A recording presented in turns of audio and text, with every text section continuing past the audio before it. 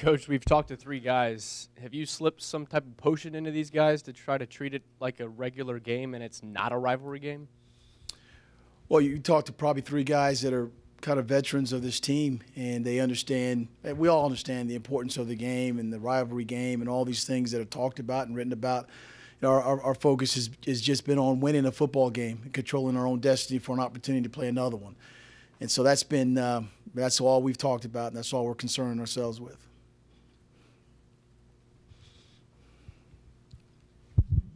Mike, how satisfying was it for you and the coaching staff to see that in previous years when it kind of went south, it stayed that way, and after 4 losses in a row, you guys kind of responded with probably your best performance of the year the other night?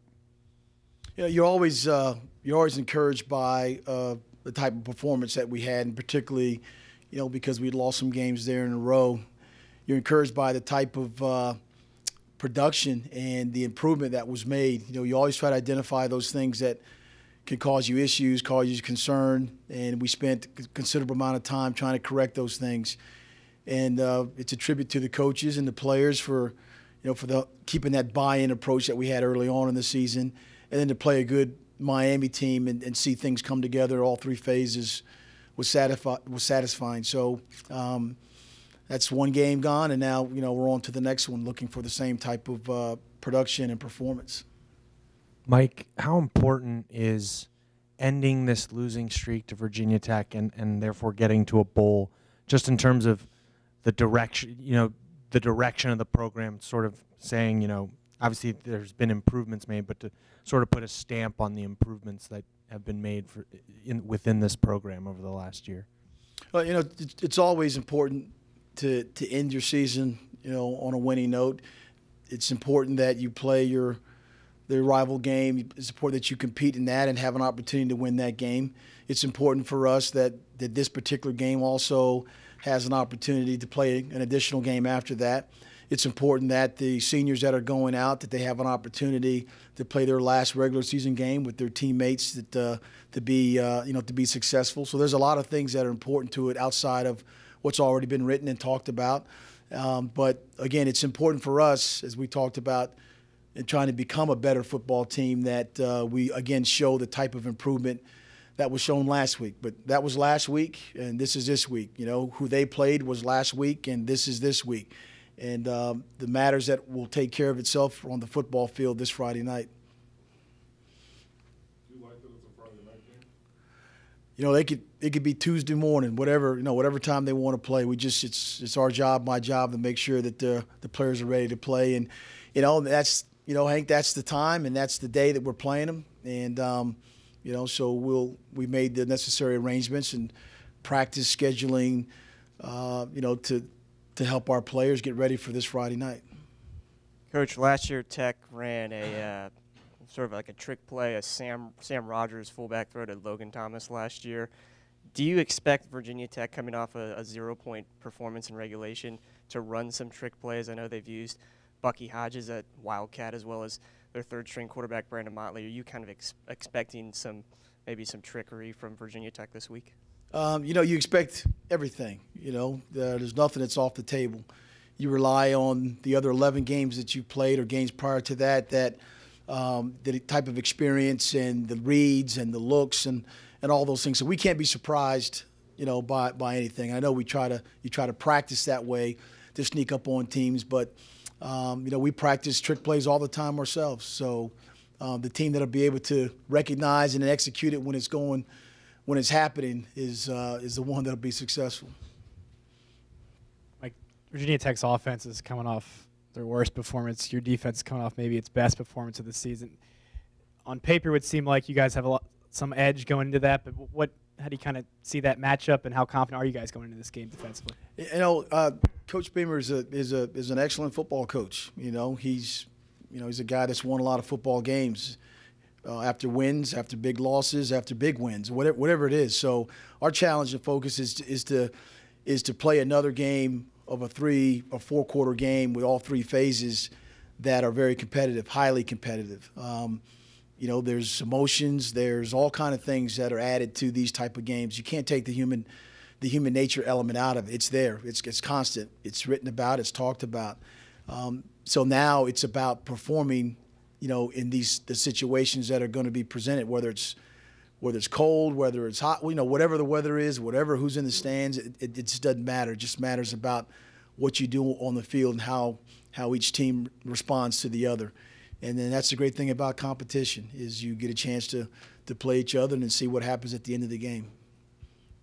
Mike, your offensive line through all the changes and moving parts has done a good job of keeping Grayson and Matt Johns before that upright and clean.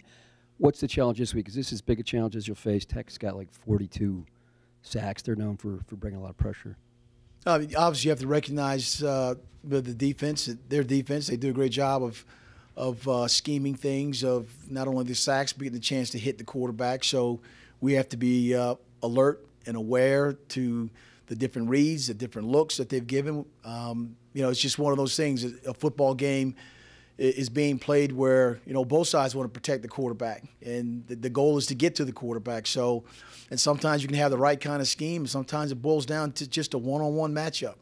A guy blocking a guy or a guy, beating a pass rusher, beating a blocker. So, and you can do those things and play fast and rely on your players that can help make those plays. Then we'll see which side is more successful because they do have a good defense. Just kind of, piggybacking on Ed's question. You've been juggling offensive linemen all year. Perhaps Jack English more than anyone embodies that. To go against a team such as Miami on Saturday night, you rush for almost 2 bills, your quarterback doesn't get sacked. How encouraged were you by the performance up front throughout the season, but especially Saturday? Going into the season, you obviously have the high hopes. It's unfortunate a guy like, Jay Whitmire hadn't been able to play. Sadiq Alawanji was hurt early on. And so it kind of caused us to look at players playing multiple positions. And, Jack was one of those guys that, has the size requisite, has the want to, maybe needs the weight room a little bit more, but he played, and then, the game against Florida State. You talk about baptism by fire. He was in there, and he played a lot of snaps. And he was able to take that experience and use it to help him play in this game where he had a lot of snaps. So the development of the offensive line, although, the guys that we thought were going to be there, it hasn't really materialized like that. But I am extremely proud of the fact of what they've done, who's done it. Guys playing multiple positions, keeping the sacks down, keeping the quarterback, relatively upright. But a guy like, Jack is a guy that you cheer for because he's a hometown product, from Richmond. And now he's played in some big games, and he'll have many more opportunities to play in big games here. I know you weren't happy about giving up the block punt at the end of the game, but in some ways was that good to get your mind focused on an aspect of the game where Virginia Tech's been pretty successful in the past, and what happened on that play? Well, no, you never want a situation like that to occur, but it was a breakdown in a technique, and we've addressed that, and we spent a lot of time on that, and the special teams part of it, again, is going to be another critical element of this game because we all know, the reputation that they have with the special teams, but at the same time, I believe we're in the top 5 in the country in kickoff returns and other things like that. So it'll be important because of the field position battle is always critically important when you have 2 teams that have good defenses. You have two offenses that need to hang on to the ball and just rely on the field position that's been set up, 1, by their defense, or 2, by their special teams or return teams. So it'll be important for us to catch the ball, to advance the ball, and more importantly, to make sure we're protecting. Mike, I think more defensive linemen played significant minutes the other night than maybe at any time this season. Was that just a result of the development of Quanti Moore and Andrew Brown and Wilkins, or was that a function of the opponent and their game plan? There's guys that have gotten better over the course of time. You always look for improvement. That's kind of been the whole theme for this team this year is improve. There's no secret that we have multiple units in terms of base, regular, nickel, dime, dollar, whatever you want to call it, which allows guys to get in the game and get on the field. And the way you hold players' attention and guys wanting to play and be involved with the preparation is you might have a team that they're responsible for playing on. And that keeps everybody involved, everybody motivated to make sure that when they go in that they're going to have an opportunity to be successful. Coach in the back, I asked this to Henry. If you guys win, when you win, however you want to look at it, get that 6th win and what that means, will that deem the entirety of the season a success? You always want to have opportunities to be at your competitive best. When we started the season out being competitively, playing games and winning games. Then we got in kind of the middle of it, and we're up and down. Outside of the Georgia Tech game where things got away from us, we've been in every game, been competitive in every game. We want to end up, this point of the season the same way, very competitive. Started with the last game with Miami, and we want to continue that. So you always look to the improvement that you make during the course of the season, course of the year, individuals, units, groups. We keep score. There's records, but the main focus is, for us to improve as a team. And then this would be, obviously, an accomplishment for this team, this program, at this point, because it is a rival game, and it is a game that will or can determine if you have postseason opportunities. 2 questions. First, what's Kevin Parks' outlook for this game? I believe I'm not a doctor, but I'll just say that play one on TV. But I believe Kevin's his prognosis for being able to play looks good. And again, our doctors do a great job of taking care of our players, and there is an opportunity for us to get a lot of our players back at this point. So we'll see here as the week progresses. And the way that game ended offensively, with you guys, really just imposing your will, running the ball. And Connor sort of mentioned getting back to an offensive identity that you maybe had towards the beginning of the year. Did you feel like you guys kind of rediscovered, maybe a ground and pound identity just offensively over the course of that game on Saturday night? In the course of implementing the game plan in the first half, obviously we all saw that throwing the ball was something that we were successful doing, and then running to kind of try to keep things even. But Grayson was over, I believe, like 72%. His completion rate was 72%, which has been pretty good. Pretty good for any quarterback. And then the search to try to find other opportunities for other players, the running game kind of put itself together as well. And our guys came on the sideline. They said, "Coach, I can block this guy." It's a 3-4 defense. Some elements of allowing a guy that's head up on you, allowing you to do some things technique-wise to be successful and let your backs cut off of the defenders. And in the second half, that's what started coming to fruition. Was the linemen felt good, the running backs were finding the holes. I believe we had over 4 yards, per average, per carry, and that kind of became the theme of the second half. And in order to be a good football team, you have to be able to run the ball as well, and we seem to have found that aspect of it, the second half. Mike, the last 3 years in the ACC, punt return and kickoff return touchdowns have been 19, 20, and 20. And this year there's been 2 punt return touchdowns and 2 kickoff return touchdowns. Do you have any idea why it's fallen off so much? Has something changed to make it that much more difficult?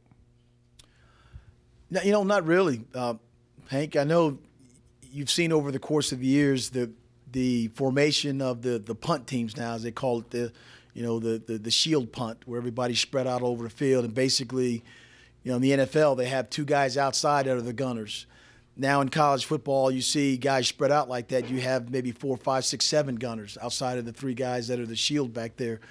And, a lot of times that allows for one-on-one matchups and open field blocking. And, it's hard to block a guy in the open field when you're one-on-one and he's running. So, it might be an anomaly, or it just may be that, the defensive teams or the covering teams have gotten real good in their techniques. we've gotten close a couple times on a couple returns, but it would be nice to to return one back to the house. You're obviously a guy who a big part of your coaching is based on relationships. I don't know how much of a sense you get of this from your players, but there seems to be a sense from some that in some regards they're kind of playing for you too, as well as for themselves. What does it mean to you to have your guys kind of behind you like that and supporting you like that? Well, I mean, it's always to me, it's always been relationship oriented. I've said in front of you guys before, people don't care about how much you know till they know about how much you care. And I care about the development from the player from A to Z. Everyone that touches them in the program, from academics to sports psychology to nutrition, whatever it is. So that's part of developing a bond or a relationship with guys. Having been a police officer and a bone marrow donor and a young father in college, that's also some things that happen that players can come to you and sit down and have a conversation about issues that they may be having. So that's relationship driven as well. So again, I go back to the fact that I care about these guys. They play hard, and I understand. I always ask them, who do they play for? I don't want them playing for me. I want them playing for that individual or that cause or that person or that thing that said they couldn't be here, they couldn't succeed here, they couldn't make it here. Play for those things. Play for those relatives, those people that are long gone or missed. Play for those type of ideas. But I'm very much humbled and appreciative of the fact that, if I'm part of that equation, that small equation, then I'm grateful for that. Mike, just getting back to the running game a little bit, how important was it for those jet sweeps to work the other night, and how did that help loosen things up for maybe between the tackles? I mean, that's part of it. Jerry, when you look at the spread offense in of itself, or the read offense as people call it, it's about attacking spacing. It's about stretching the defense out with the jet sweeps or the inside runs or even the bubble passes. It's about making defenders defend the whole field, the width of the field, as well as the length of the field. So if you have success, in both, it'll allow you to continue the success, because then also the element of it is the play action passes that are off of that. And I know that some college offenses are strictly based on that premise alone. But it's something that we've used in the last few games to, again, try to get the ball in some playmakers' hands. And this past week it was Darius Jennings. I'm not sure when the last road game you won. It may have been that time you beat Coach O'Brien down there in Raleigh. But as you look at your road play over the last couple of years, is there anything you'd like to change in terms of how you approach the game, or we're just not as good as those other teams on that day? It's we lost the game, so obviously we weren't good enough, that particular day. This is a new team, this is a new year, and our approach about playing on the road is one that has gotten better. It needs to improve to get better if you're going to get W's on the road. But we've traveled a couple places now. We played well, but not well enough to win. So this is another road game and another opportunity for us to play well. Have you looked at anything that you've done that needs to be different other than winning? Not really. I mean, the approach to playing at home or playing on the road is still a 100-yard field that you got to defend, and so again, you can't control sometimes the weather or who's going to be there and all that. But, the focus has got to be on just the performance and the production, and the execution more than anything else. And maybe we haven't done that as well as what we needed to. And we're going to need to do it, well this Friday night against Tech.